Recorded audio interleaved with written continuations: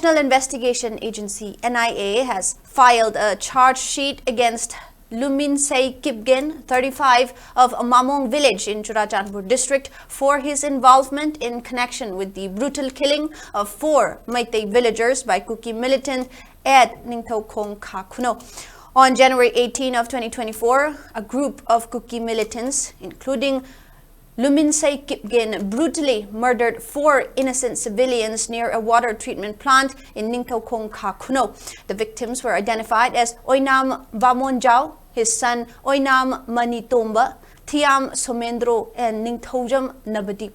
The NIA investigation revealed that Luminsei Kipgen, a member of the Kuki National Army (KNA), Kuki National Front (KNF), and United Kuki National Liberation Front (UKNA), was involved in the attack on the Churachandpur DC and SP offices before fleeing to Guwahati for medical treatment.